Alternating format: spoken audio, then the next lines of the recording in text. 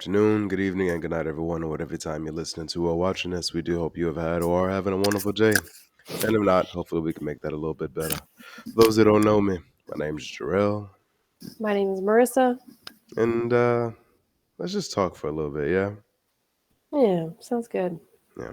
Let's Before we get let's have a started, wee. Go ahead. before we get started, um, if I sound a little weird, I caught some weird fucking plague the other day. I'm on the back end of it. Um, but yeah, now you know. So if I sound a little, that's why. I'm not dead yet. Unfortunately.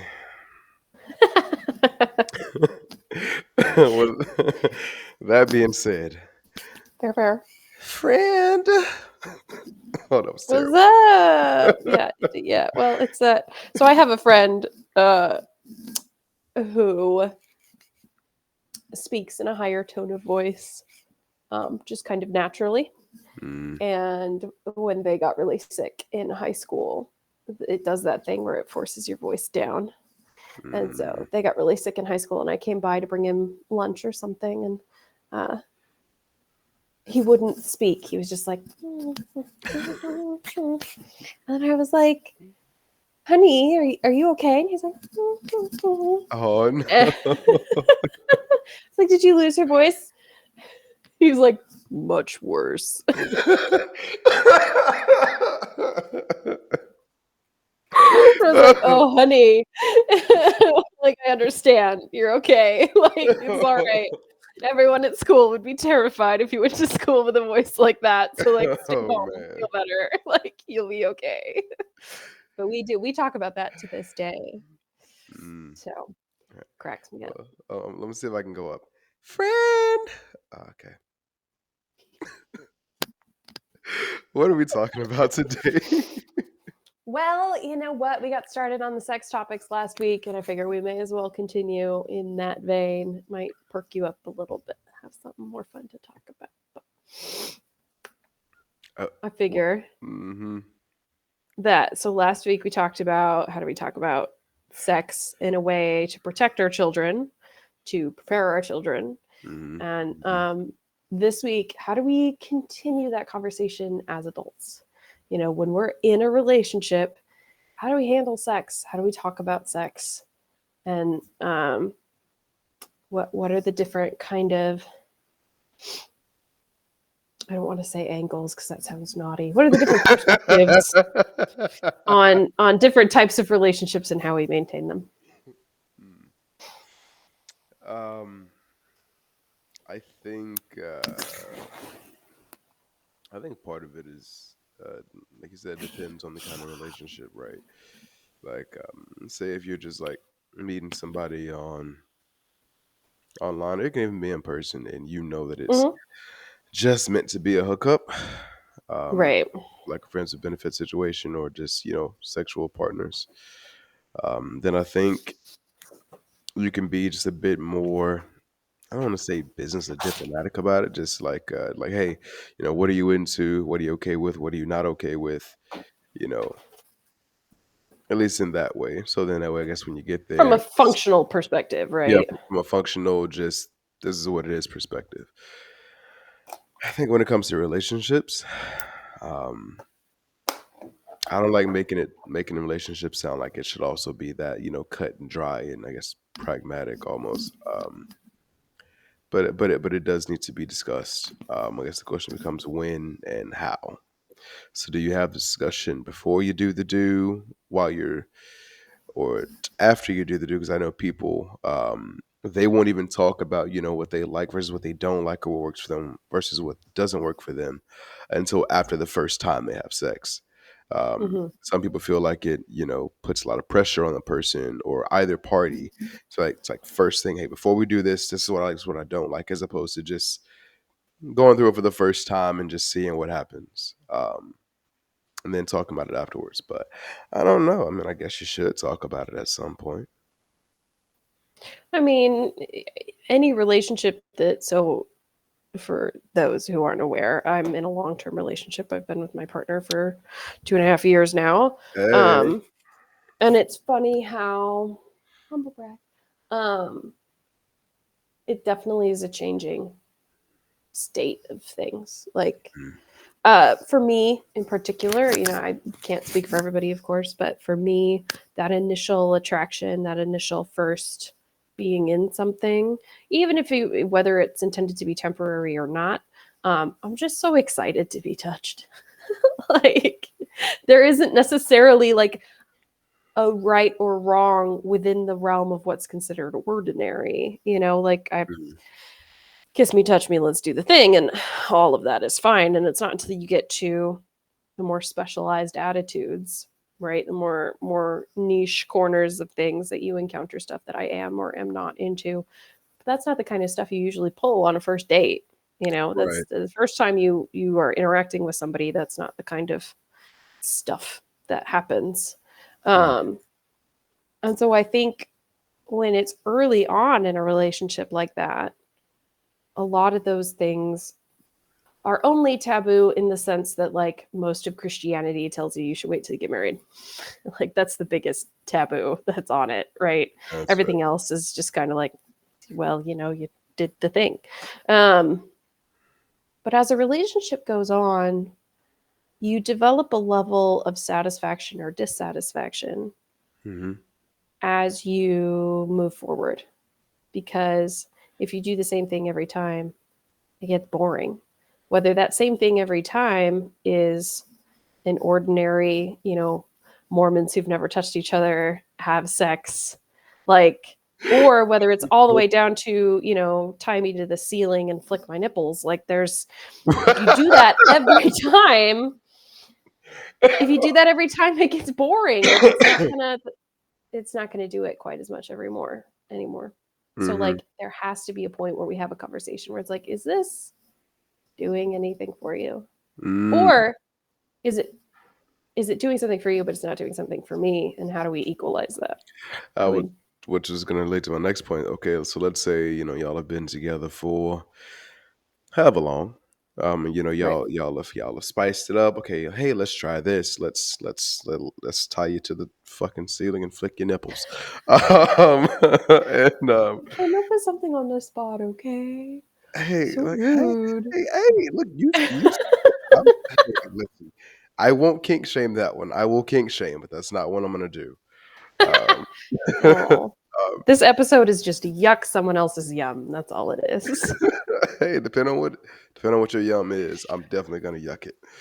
Um, but how do you then deal with a situation where let's say for someone else, what would really help them, really enjoy the moment is bringing someone else in, or let's Mhm. say they want to do butt stuff, and people be like, "Nah, I don't do butt stuff."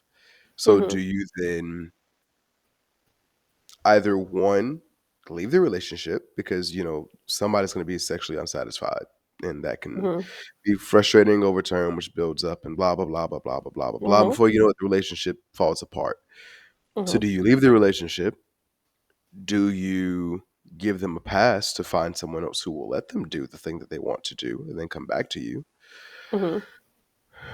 Do you suck it up? Or does that person give up on whatever that thing is that they would like to do slash try? And the unfun answer here that everybody's expecting out of me by at this point, it figured me out, um, is that it all depends. I mean, there's some stuff that your partner is going to request that you're going to go, no, that's not okay with me. And Mm. then there's some stuff they're going to request that you're going to go, hell yeah, why didn't you ask for this sooner? Like, I've been waiting for you to Can, ask for this can, I, kind of can I get thing, right? can I get an example? What was give me something that so I go, hell yeah, why you wait so long? A lot of so there's discussion among women about what type of more common kinks and quirks in the bedroom are considered actually common versus not. And the actual statistics when they do studies on this kind of stuff, um, is that we find out that there are a lot more women who are willing to try certain things than the men who are willing to do it to them. Mm. So I don't remember the numbers, but I do remember that I somewhere in that discussion was something. It was at least half or more women have tried anal play to some extent in their lives. Mhm. Um, and men are usually just absolutely floored by that number because, you'll find guys who they've always wanted to do anal. It's always what they've been into. And they just can't get a girlfriend that'll do it with them. And they've had 8 girlfriends or whatever, and none of them are willing to do it. And so they have this idea that, like, oh, well, women just don't want to try anal. And, then there's a guy who's maybe a bit more vanilla, who's not quite into that kind of thing. And his girlfriend's asking him, like, hey, I tried this once in college, would you be willing, stick your thumb up my ass? And they're totally spooked by it, you know? Oh yeah, this is Like, not a PG-13 episode. Go ahead. no, no, to cover the 14-year-old's ears. They don't need to hear this. Um, but yeah, I just feel like the conceptions of what is considered normal, like the kinks that occur more regularly, more normally, Okay. um, that there are perceptions on either side, male and female, Mm, about which ones are more or less likely. mm, And you just have to talk to your partner. I mean, you just mm. have to. So, like, there's some stuff like me and my partner are willing to try new stuff in the bedroom, but one of the things that we've made really clear is that this is not an open relationship. I mean, right from the start, when we started talking about kinks and things we liked and we didn't liked, everything from like, I like kisses on the neck to, how do you feel about threesomes? It's the whole conversation. So threesome is actually the number one most searched porn uh, category, Oh. to the point that, like, when they sit down to do research, like scientists who look into human sexuality do research and they ask people about what kind of things they would like to try, Mhm. that they have to say except for a threesome, because it's an overwhelming response, Wow. to the point that they get no other responses. Because everybody who sits down and goes, well, my partner isn't really here, so they aren't going to hear it, so I can admit this thing freely. I would like to get Mm. into a threesome. It's just so Do common. do And do you yet think that do you think it's common on both parties, or is it 'cause, like, okay, I'm a dude, they so, of did course. find that that was true on both sides, men and women, equally Mhm. true. Yeah. So I wonder, for women, would it be 2 guys, or do women want another woman there? And this is where the conversation gets interesting, right? Alright, let's do it. Because I've thought about this, right? Because I'm in a healthy relationship that's moving forward, right? And Yay, if we're healthy going to relationships. satisfy everybody's needs, right? Especially since my partner has a higher libido than I do. I'm on medication that reduces my libido, and that can be really frustrating for both of us. Like, when we start looking for ways to increase satisfaction while decreasing effort or decreasing, anything to help bring us back toward equal on this. And the thing that comes up is a threesome. But we've discussed before that, like, I'm sitting here and I'm imagining, okay, it's my threesome, right? It's about me participating in an experience, you know, and the answer is different based on who I include. So Mhm. if it's a fantasy that doesn't include my partner, I would choose to have a threesome with 2 other men. Okay. But if it's a fantasy that includes my partner, I could go either way depending on who the woman was. Hmm. Okay. Probably would still prefer a man, but Hmm. Okay. whereas you talk to him and it's quite the opposite. Right.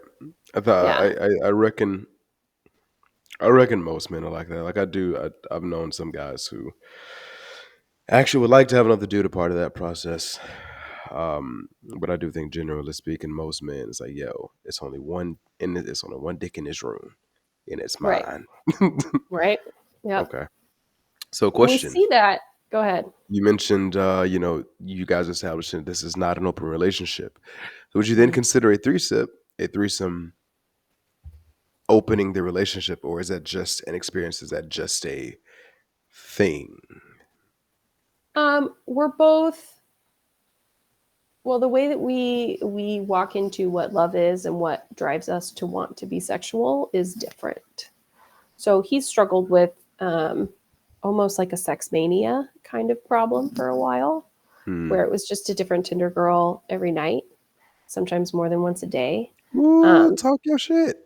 yeah, and he kind of self-identified that that was something that wasn't good for him and good for his life, Hmm. um, Hmm. and chose not to do that anymore, and has found other ways to manage his libido and manage. Um, it's also like he kind of struggles with. Um, he has some of the tendencies of ADHD. He's not properly diagnosed or anything, but he has some of those tendencies that are make you go, maybe there's something connected here. And a lot of people with ADHD, their brain just doesn't release the dopamine. It doesn't give you dopamine in the same way that like a neurotypical person. And Mm. so he was using sex as a tool to obtain dopamine. He wanted to feel something, and so sex was a regular, reliable way that he could get some sort of feeling that was positive. Word. And so when he identified that as some kind of crutch, he went, well, let's maybe back away from that a little bit. He's very self-regulatory, which is really nice. Hmm. As for me, I'm way too emotional, way Hmm. too emotional Hmm. Okay. to bring somebody completely random into a situation. So my difficulty with understanding sex work, when I first came to know of it, was I didn't understand how you could even have the body reactions that were necessary if you didn't know who this person was. Ooh, fair. Um, and so for me, it was kind of like a technical issue where it was like, well, we'll call IT on this, because how do I don't know who they are. I haven't met their parents. I haven't, what Hmm. did you want to study as a kid? Like, I don't know these things and I don't feel connected and I can't. Like there's no nothing. Like, and so introducing a person would mean that I had to have, I mean, even my fantasies, like if it's like, pick out some hot movie star and it's like, okay, have a fantasy about this hot dude totally banging you. And I'm like, well, but like, how would I encounter him? Because he doesn't like You knock just on why my why why you door. gotta make shit complicated? Like I would have to be like at work and then he would have to be like, "Oh my gosh, you're so sweet." And then we would like have a conversation. And then I would be like, "Oh, he's getting off the plane. It's fine." And then by some sort of happenstance, he's staying at the same hotel that we are. And then Oh my like there has goodness, to be I that's have to way tell a too half much. hour That's goddamn that's story way to too much. myself. Yeah, because I can't. Like if some And rando on the street, hot as can be, doesn't matter, full 10, walks up to me and just drops his pants and is like, "You're the most beautiful woman in the world, fuck me now." I would be like, "Whoa, 911." Um like I can't. There's literally nothing there well, for me. if anybody's walking down the street and just dropping their pants and going, "Fuck And me now," oh I'm a my little gosh, like such a concerned. sweet offer, but like I think I'm like, you know what? I know someone. I know someone who would want to be a part of this. I do.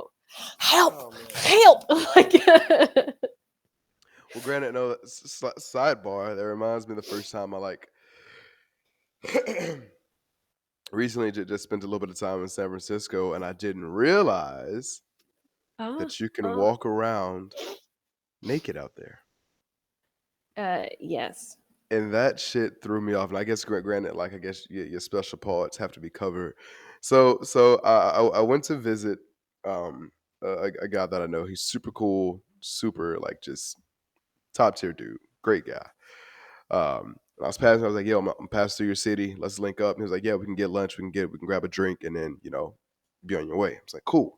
Right. And so we're walking down like the main street, and it's this tall older dude Oh in no. nothing It's but always like an a older dude. of course it is.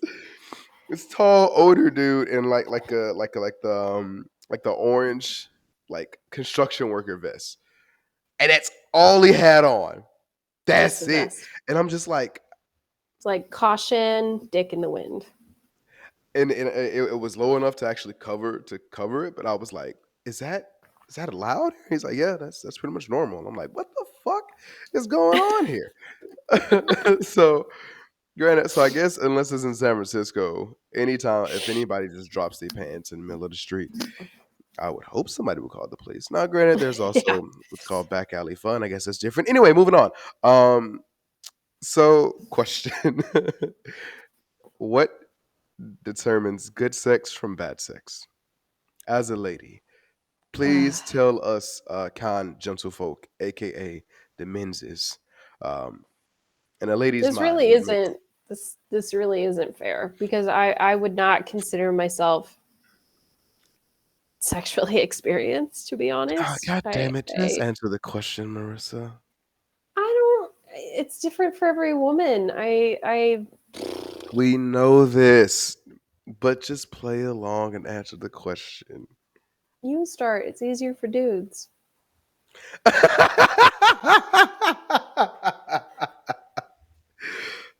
uh, God, that Wow, did I I'm put trying you to. on the spot there, Oh Jarrell? God, you did. But see, my issue is, I'm trying to decide how clear we want to be here.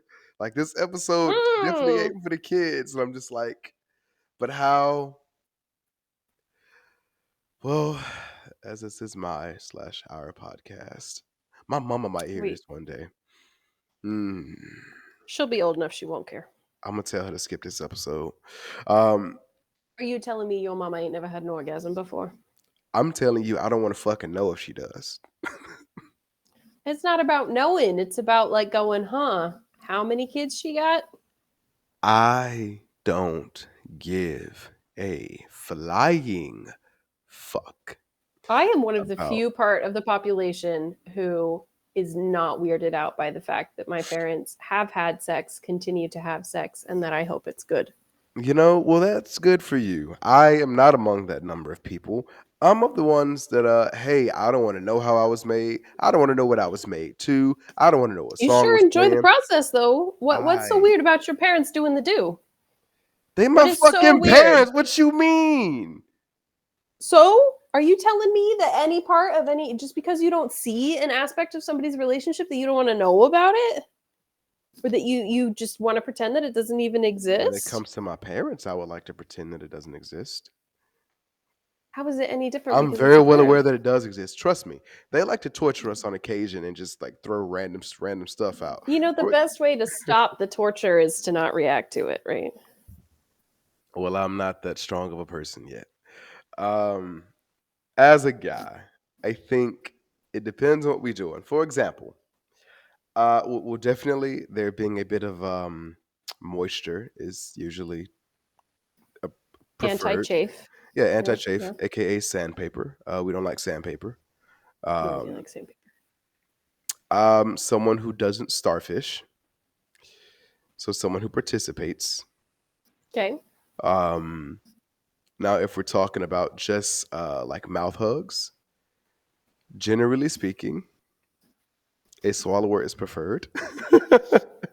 Granted, 'cause Swallowing mouth hugs.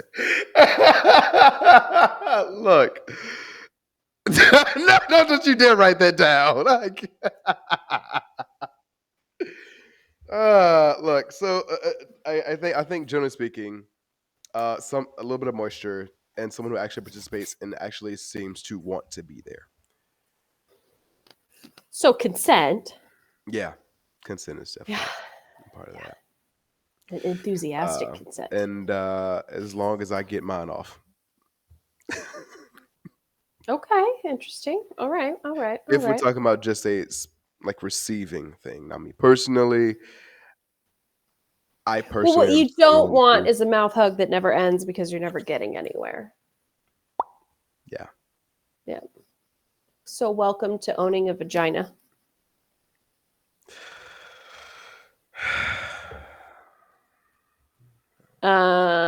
Um, so interesting. And we're not promoted by these guys. I just have to throw that out. There's a really interesting website. It's Okay. called OMG Yes.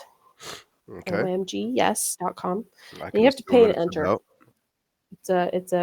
It's a pay to play kind of thing, except there's no playing. Well, just if you choose.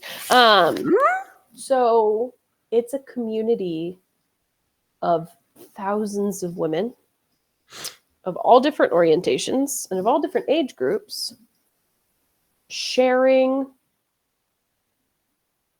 tips for their sexual pleasure. Okay. So vagina owning people talking about what feels good and things that they've figured out that work well, to kind of share with the community, right? And it was an interesting thing, and I remember when I bought in that it was, we're all pitched that like the female body is mystical and weird and everybody's really different, and you know men look at a picture of a vulva and can't even tell you where the clitoris is, and we get all kinds of kicks and gags and stories about that. But it's like, okay, but at the end of the day, how many women would put up their hands if they were asked, are there times when you are masturbating but you can't come to fulfillment? Like, yeah, a lot of us. There are so many women who would say that, like, even knowing my own body, even knowing my own pace, knowing, intuitively knowing what it is that I need next to get to where I need to go, there are still times where it's not possible for Gentlemen, me don't to feel reach bad. She completion. just she just told everyone on the planet that even women don't know how to get themselves there. So, gentlemen, don't feel as bad. Go ahead. Carry on. Yeah, and so it's like, well, even knowing myself and well the tricks that I've figured out myself in the darkness of, vulva shaming, um I don't know enough. And so vagina shaming's real, okay? It's a thing. Um, Okay. Go ahead. Go ahead. so it becomes a discussion of like, well, if all of us women get together, we share our experiences, obviously we're going to know more, we're going to be more successful. I mean,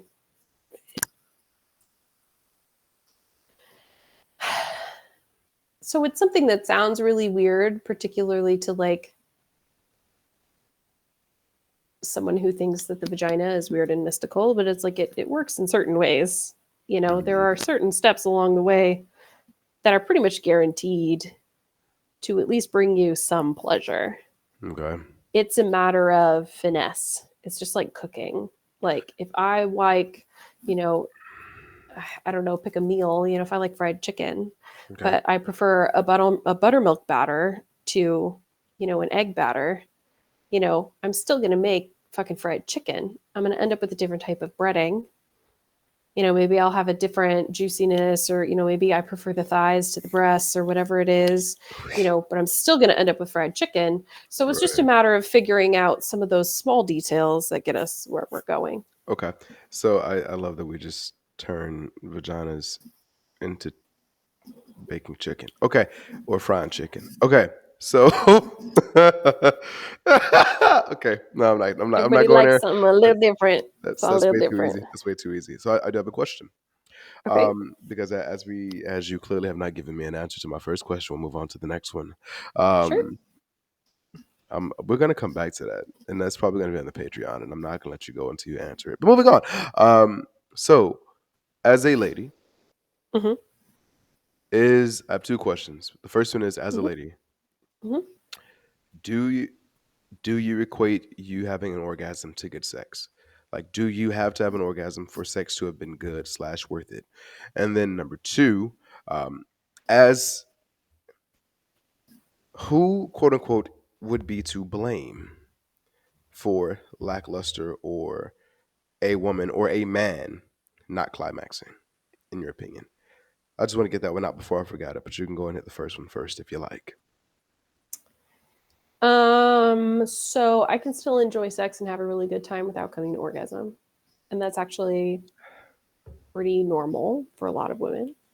Okay. On average, the actual act of doing the sex Hmm. is not where I get the most of my orgasm from, but it doesn't mean I'm not participating and I'm not enjoying it.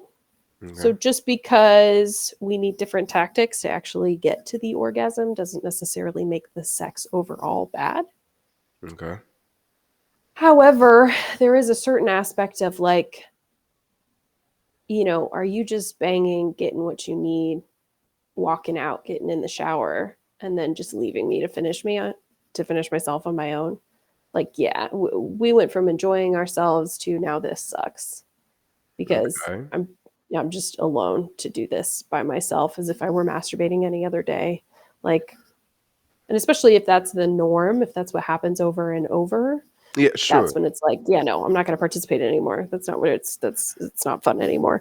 But Sure. no, I Well, would not say that the orgasm is a necessary part of good sex. well, let's go back to that because you said, he did his thing, he showered, and he left you to finish.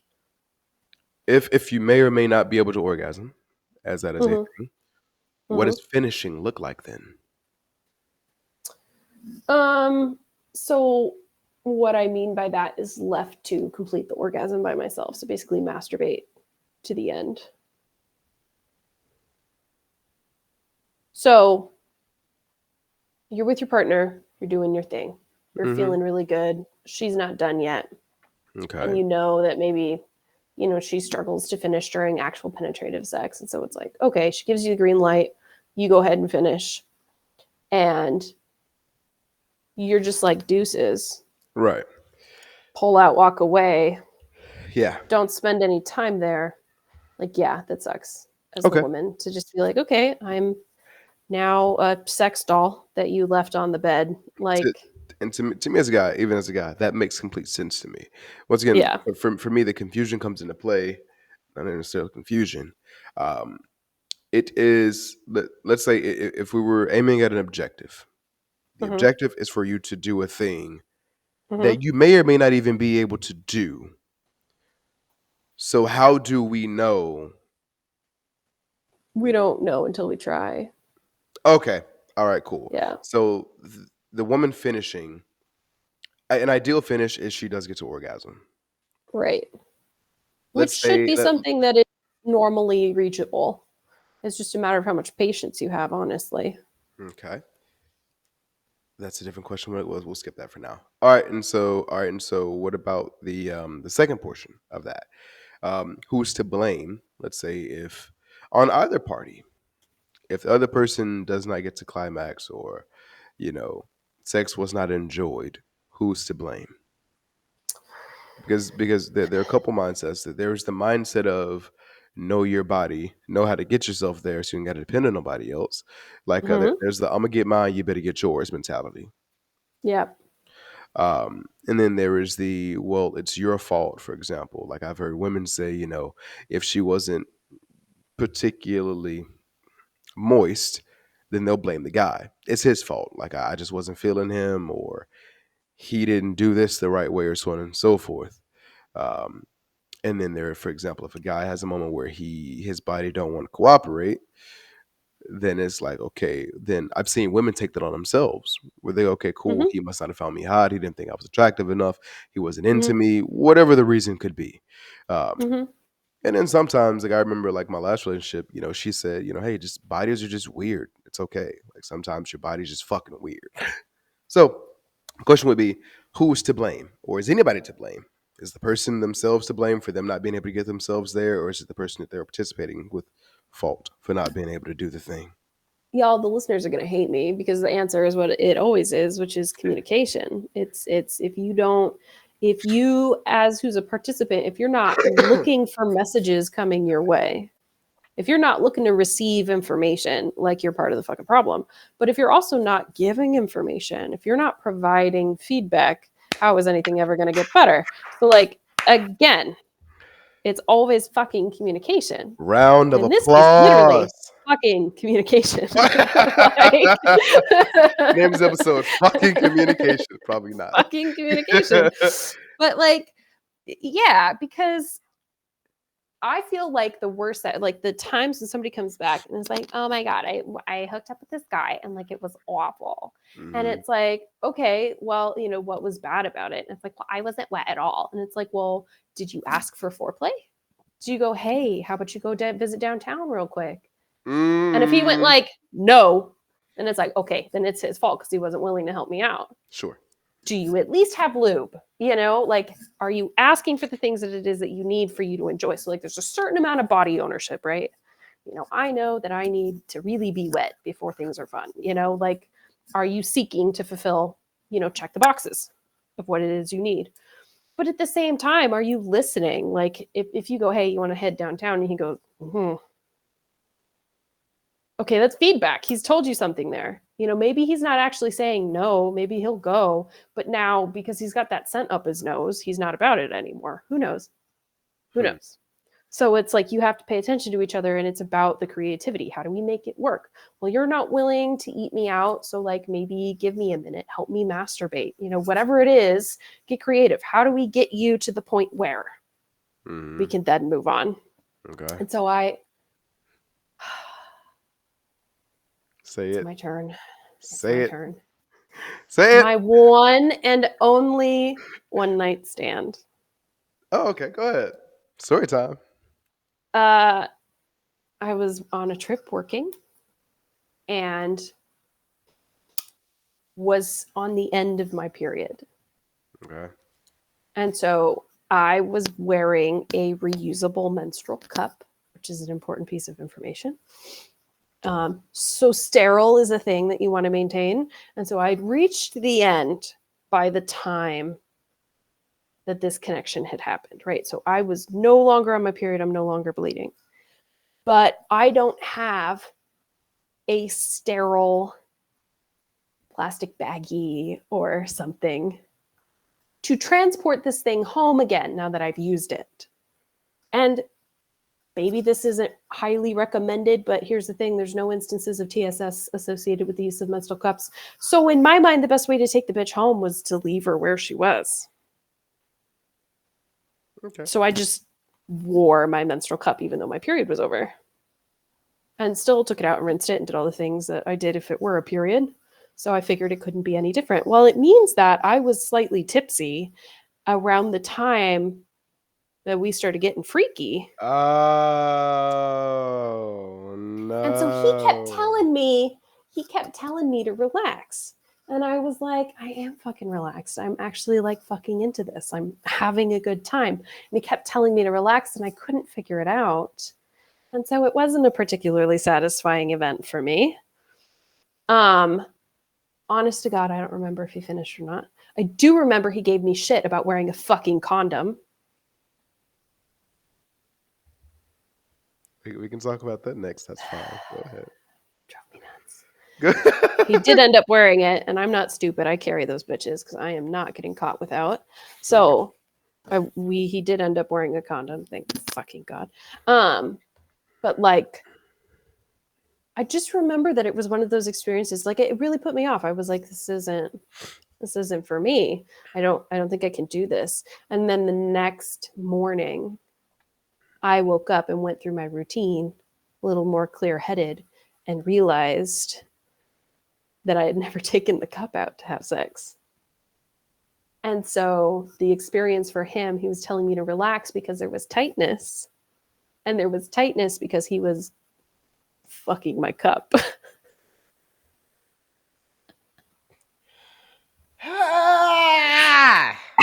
um. So that also, I left that part out on the things that make it good for men. Tightness is one of them. Like I don't want to feel like I'm throwing a hot dog down a hallway. Yeah, I've heard that before. But interesting. Wow. So Hmm. did you at least feel like fuck. I At didn't. the time, I did, and then he super just ghosted. He wouldn't text me at all. And then I checked his Facebook and saw that his profile picture was with a very beautiful not sister. And I was like, oh, A beautiful not okay. sister. Well, what type of women your age do you take pictures with to make your profile picture on Facebook? Your sister or your girlfriend? I don't even take pictures with my sister like that. Well, you don't, but most dudes. If dudes take Unless it's a pictures, family picture. if it's a woman in his age range, more often than not, it's a girlfriend or a Bro, I have sister. never had a woman in my profile picture. That's a lie. And it was my girlfriend. It was back when I was like 16 years old. I don't think any man out here is on his profile picture putting his sister up. If you're a dude who's actually done that, then please correct me and tell me I'm fucking up. But I'm calling bullshit, baby girl. That ain't What? his sister. Unless Exactly. it's That's what I'm you know what saying. you know what. Let me be fair. Let me be fair. It could be a situation. I could see it being his sister. Let's say like, both parents are gone, right? And sister is all they've ever had. Like brother and Right. sister, okay, cool. Then that is a very close bond. Like that is Right. only family that I have left. So okay, then I could see that. Yeah. But unless that's your situation, that is not his fucking sister. But just like look at the women in your life that are in your age group. Okay. Like, regardless of the fact of whether you would personally choose to post your profile picture with one of them, like, are those women that someone you would want to fuck, that you would want them to see in a picture with you?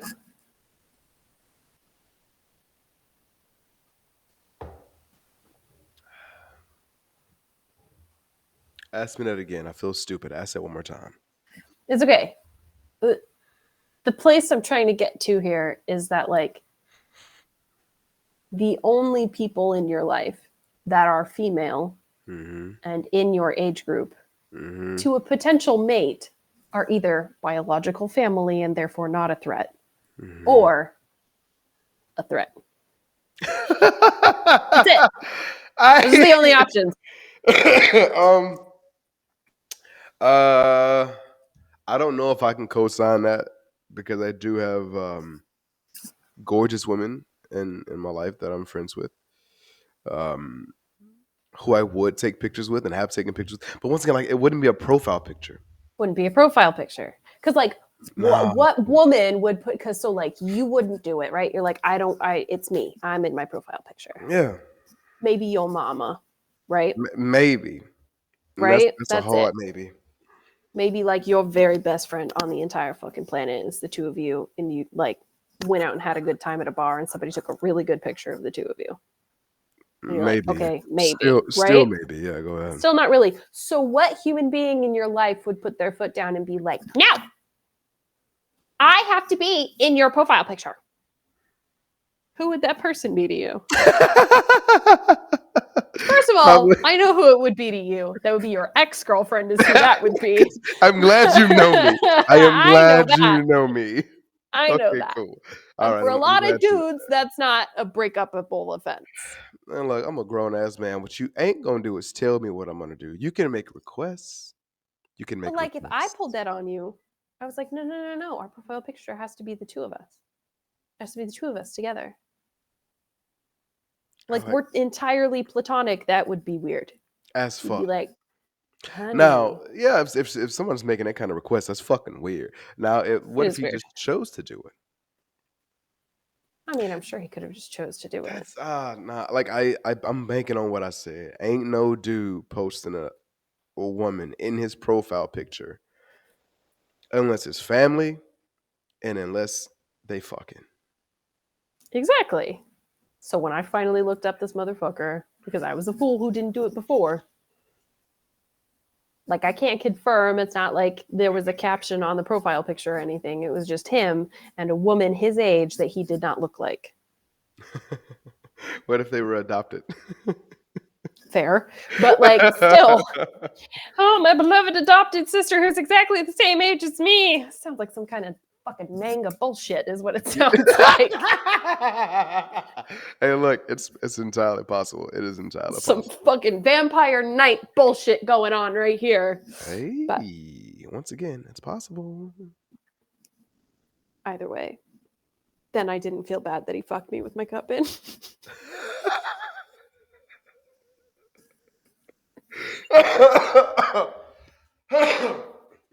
God, I'm dying. Ah, But okay, because it was like a quote unquote early relationship thing, right? So we only have so much rapport with each other. sure, yeah. It meant that there was a certain amount of communication that didn't happen. Okay, all right. So let's. I want to hit the whole condom thing really quickly. Oh god. Question: Are ladies? And I'm asking you this as a woman. Yeah. Have you ever heard a guy say something like, when I use a condom, it doesn't, my dick doesn't work. Have you ever heard a version of that? Not to that extreme. Okay. Do you believe that it's a lie that men use? No. Okay. No. Okay. No. I just don't want fucking gonorrhea. That's fair. Okay, I was just asking. I was just asking. I was just Nope. asking because I've known Or someone who's like like, yeah, long-term gonorrhea, which is a child. Like I'll pass on that one too. long term gonorrhea. Okay, all right. So we're just.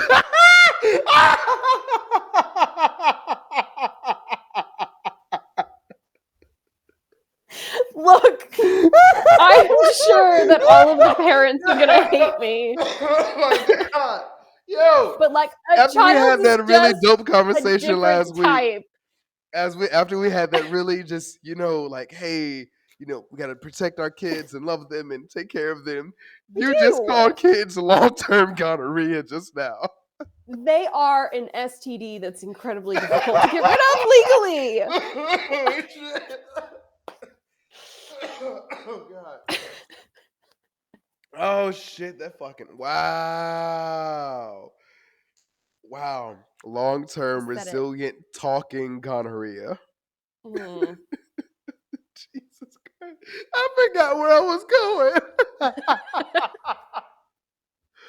Oh fuck, what was I about to say? We were talking about condoms. Oh no. Oh no. Um Oh no. no. It's Um Arthur. no god. Um shit. Okay, about condoms slash not having long term gonorrhea, aka kids. You call them meat bags. How am I the bad one here? Because Like, oh shit, because we're all meat bags. They're just little meat bags. Did you ever watch Jimmy Neutron? yes, but not a lot. The aliens refer to humans as meat bags. Okay, You're welcome. That is why I use meat great. bags. Y'all are welcome. Damn, I I just made use myself sound long-term less cool gonorrhea now. because I'm about as excited to have long-term gonorrhea as I am to have a child. Holy shit! God damn, yo. Anyway, okay. So you don't It's an want long actual term gonorrhea. diagnosable fear, you know? You know how there are people who are like afraid of really deep water and there are people who are Or just afraid of they're afraid of heights. clowns or spiders and shit. Right. And those are things and they get their own da-da-da-da Something phobia. phobia, yeah. Okay, it's a legitimate diagnosable fear So what? So are what women is that what are is fear? afraid of becoming pregnant or having children. So what is that phobia called? I don't know. Gonorrhea phobia. It is now. Okay, so I'm just okay. saying I have a real thing that I am it's not like I'm the only I have no issue with children themselves. I don't know what to do It with don't them, but I sound don't have like a it. It don't problem with sound them. like it. I'm telling you No, I now, it am don't sound much like it. more upset about the process of there being a parasite living off of my body and my nutrients for 9 months, and that I then have to expel it with my own effort and energy, and that process can and maybe will kill me at a higher rate here than Nigeria, by the way, has a higher survival rate for mothers and children than the United States, but whatever. Didn't know that. All right. That just Oh, yeah, struck a chord. Okay. tangentially. But we were talking about condoms. Okay. So let's talk about birth control. Um Easy. apparently there's, I don't know how many different forms of it because I'm a dude. I don't know how many there are. Dude, Apparently there are quite a there's a few. lot. There's a Okay. lot. So Will you say forms? Are you saying like birth control in all of its different flavors? Or are you saying like oral birth control in all of its different flavors? Or are you saying like oral birth control, the pill, I'm talking IUD? about like all of them. Like when I say birth Okay, that control, whole I'm talking cycle. like Okay, yeah, oral IUDs, right. any and everything that exists, whether it's a A copper shot, one all or kinds what, of shit. anything that is meant to not have gonorrhea for 18 years or 9 months. As a so my question, ooh, I wonder. So as a woman who does not want to have a parasite, oh God, I almost said as a woman who doesn't want to have gonorrhea, and I can't do that. Um, so do you think who would you say is responsible? Okay, like two people are participating, so by proxy, both people are responsible. Blah Mhm, blah blah blah blah. mhm, Who would you say is responsible? More so, I guess, in that situation for making sure. I'll do it this way. For example, like me, when I get older, at some point, I'm probably gonna want to get a vasectomy. At mhm, some point, like once I know I'm done popping out little meat bags, mhm. I'm probably gonna get it snipped because that is me taking full ownership and responsibility. I There is no way under the sun that this is gonna happen. At least, like it's Right, highly unlikely. right. Would you then say that women? I'm just asking. I'm not saying. I'm not trying to tell nobody what to do with their body. Mhm, Do you think or do you recommend that women take that sort of responsibility? Now, granted, I understand that different forms of birth control have different hormonal effects and shit like mhm, that. mhm, I don't know how all that works. I've heard quite a bit about it, but um, do would you advise or would you suggest that women also take that sort of responsibility? Like, okay, cool. Even if he doesn't, care about me getting knocked up or not, I'm going to make sure I'm good on my end. mhm. Or would you? Yeah, so it's level of risk, right? Hmm, So, as someone who's involved in the aviation industry, it's everything. Leaving the ground is inherently risky. We're not facts. supposed to, right? Our little bodies Facts. aren't designed for it, right? And so it's inherent risk. The fact that we left the ground means we have to come back down to it at some point, and Hmm. how we do that increases or decreases our level of risk. And Yes. so we make accommodations for those risks. We try to mitigate those risks Hmm. by the design of our aircraft and by seatbelts and by all of the different threats that are there. We create a mitigation strategy, Yes. which is just like driving your car, right? Like the number one way that people die in the United States is in car accidents. Like it Hmm. happens so often. So, but we still drive all the fucking time. And Yeah. so the attitude of like, oh, the risks associated with sex, such as STD and pregnancy, um, can be mitigated. And Yes. if the mitigation strategy is abstinence, that's like saying you may get in a car accident, so never get in a car. Oh, I like that. It's Okay. just not feasible. The Right. way that our society and that our cities are planned, it's not feasible. You're going to have to get in a vehicle at some point, whether it's your own and you're driving, or whether you're on a bus or a train, or you're going to have to get in a vehicle to go somewhere in the way the United States has designed our cities. It's just Mm, inherent, right? okay. So that means we're encountering the risk. So what steps do we take along the way? Well, I make sure that my car is well maintained. I do its oil changes like it's supposed to. I follow its maintenance schedule. I wear my seatbelt when I drive in the car. I make sure other people wear their seatbelts when they drive in their car. Yeah, you I won't actually do. transport, The amount of times right? you told me to buckle up. I'm like, look here. If I want to go and get yeeted out the window, let me. Not on my car. You can get out and drive your own damn car if you want to eat out the window. Go But ahead. not my car. I'm not paying for the windshield. That's the only reason why. Fuck your life, but my windshield. Fuck your life. But so that's a common, right? So we know that there's risk involved and we have a lot of different types of mitigation. So Sure. if I know that my airbags don't work or they've been recalled or something and they haven't been replaced yet, Sure. do I stop driving the car? Well, you know what? I'm not really in a position. The bus system here in my city is not very good. I could probably be okay, but it would be so difficult. It would be expensive. It would be a whole Hmm. freaking process. So, like, I Hmm. probably am going to continue to drive my car, but my seatbelts still work. So, I still have some level of protection in my car, even though the airbags are in op right now. And Okay. sex is very much the same way. Okay. Like, as someone who is on oral birth control, it works 98% of the time that it's used properly. But Sure. I've missed dosages, or I've had to catch up on dosages, or I've lost track of the day, or whatever. So I'm not using it perfectly. Okay. which means that I don't have that much coverage. It doesn't hit that. It may still be in the 90s, but it's certainly not at 98%. Okay. And there's still that 2% that's not covered, right? So if the type of sexual activity we want to partake in involves like actual ejaculation inside the vagina, we need to take another step because there's not enough protection. Okay. We've got a 2%, 4%, maybe 8% gap that it's just the level of risk is too high and I'm not willing to take that risk. And so we do two-step protection when we have sex. But we're also in a long-term relationship. We're not sleeping with other people. And so on occasion we do have sex without having a condom and we rely on just the oral birth control, but we try to minimize that as much as we can Okay. because we've mitigated some of the other risks, but we've allowed other risks to come in. And so it becomes a teamwork situation. But for the two of us, it's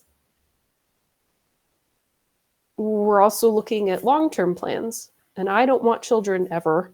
And he was open to children if they happened to him, right? So he didn't have the intention of fathering Creating children. some, but if they He happen, had the we're like, intention all of right, having sex, and sometimes shit happens, right? right. So since neither of us are really that hip on having kids, it's something that we're investigating now, which is since we enjoy penetrative sex, we enjoy being able to have ejaculation while penetrating, not pull out method or anything like Shooting that. the club up. Yeah, since this is a way that we enjoy being together, we have been looking at what our options are moving forward. And so that is he is considering a vasectomy in the near future because it doesn't eliminate, but it mitigates the risk pretty strongly. Okay. So, as a woman, you would say both parties need to be a part of it. Mhm. Mhm. Like if I didn't bring a condom with me on that one night stand, we would have had unprotected sex because he wasn't carrying one. If I had counted on him to carry a condom, we would have had unprotected sex, or we wouldn't have had sex at all. That's fine. My question, my question was still more in the line of: would you encourage women Hmm. to get on some form of birth control, or would you encourage women to be like, "Hey, no, bitch, you wear a condom"? Like it's or like I'm trying to figure out like where do we place responsibility? I know where I place my responsibility. Generally, listen to me. Hopefully, I do hope, and I do communicate with whoever I'm dealing with. But hey, Hmm. what are we doing here? Like, is there Hmm. birth control in play? Is it not? Like, what are we looking at Hmm. here? So I know how to move about this thing. Uh, Right. but as far as my own personal accountability, I'm not banking on someone else to do what I want done. And that would be what I recommend to everyone. Bank Okay. on everyone else to be completely irresponsible. Okay. Cool. You have to assume responsibility for your own self. So, do you, as a male who's sexually active, not want children from those unions? Then you need to know that you need to take a step to prevent that, Yeah. or at least be ready to use it, right? Because if you come across a gal who's totally unprepared, she has nothing, she's not on the pill, she's not carrying a condom, and you still want to have sex and she's still open to having sex, but Mhm. you really don't want a fucking kid, Yeah. if you want to rely on the pull-out method, you can. It's something like 80% effective in men over the age of 25. Hmm. But like, you still have to know that that's a 20% risk. Right. So you have to make the decision for yourself. I personally, walking through that, I rely on everyone else to be completely irresponsible. And then it's a pleasant surprise, right? When you find the girl and you're into her and you're like, hey, where's this going? And she's like, don't worry, I'm on the pill. And you're like, bitch, yes. Yo, Like, I'm not gonna lie. My last relationship, she was like, I have an IUD. Now, granted, I had never heard one before, and I thought she said IEG, and my military background kicked in, and I was like, "You got a what? bomb in here? What?" Why the corrosion? Like, It was bomb though. Moving on. mm, Um, but when I tell you that was the greatest thing on God's green earth, because I was like, "Hey, like, ah, man, ladies, Do what you want to do with your bodies. I mean, the But bit I will toss in. the happiest I was when she said she had an IUD, and I was like, If you're looking to please Jarrell, get an IUD. I am shooting up this club nonstop. You a terrorist. yo, I'm painting the walls. I'm going painting today. I, Oh my I went god. I went to Home Depot and I went to the paint category. I'm stupid. Okay. And you said, how much and how far can I spray this shit? All right, go ahead. Monster. I will toss in my little extra bit here, which is that as far as like permanent birth solutions go, Mhm. there are consequences for women who pursue things like hysterectomies, partial Mm. or fully. They require longer recovery times. They require you to be on hormone pills for the rest of your life Oh or wow. risk something like early onset Alzheimer's. Yeah, Holy like shit. we've connected a lot of stuff. Yeah. So the female body really relies on having its parts there and them working. Mm. And so there can be some pretty serious consequences for women to do major surgery. I mean, I do know women who've had, um, their tubes tied or whatever. I even women my age, like, which is a whole other long discussion about.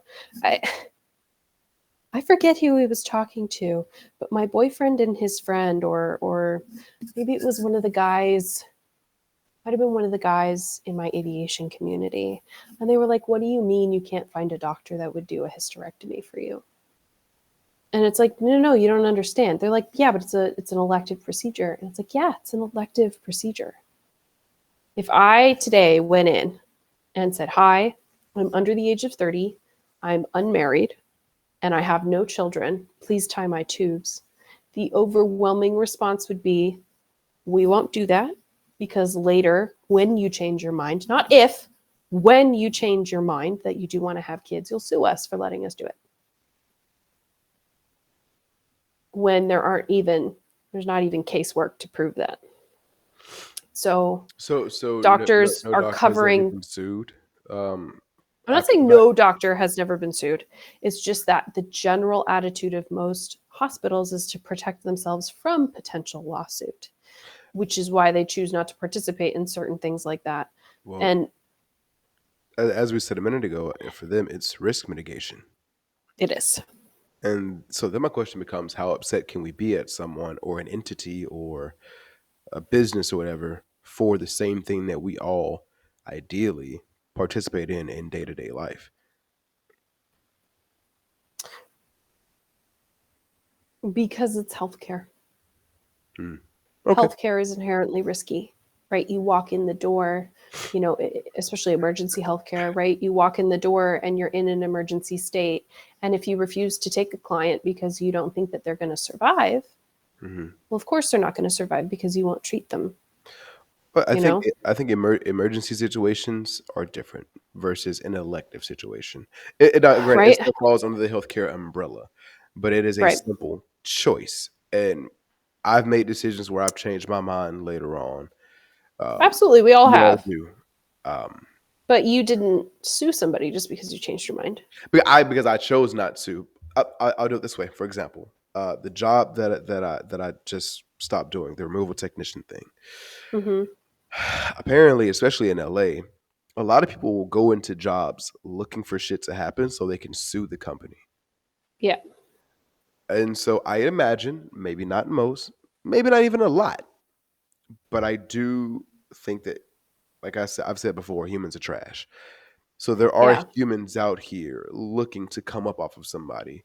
And even Right. if it's 1 out of 10, 2 out of 10, that are still a 10 or 20% risk that I'm taking Hmm. by dealing with or going with whatever their election is. Hmm.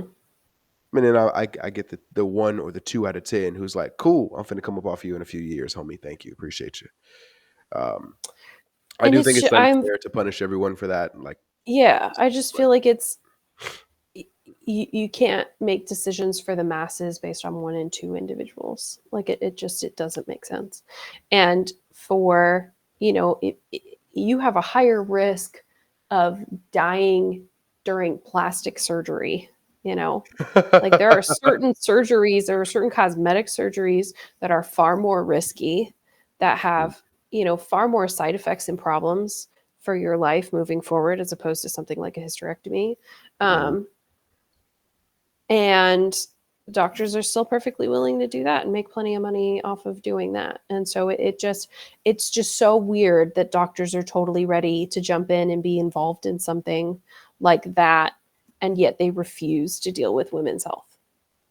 So because I am somebody who 100% knows her stance on something, I can't find a doctor who's willing to do the procedure just because it involves my uterus.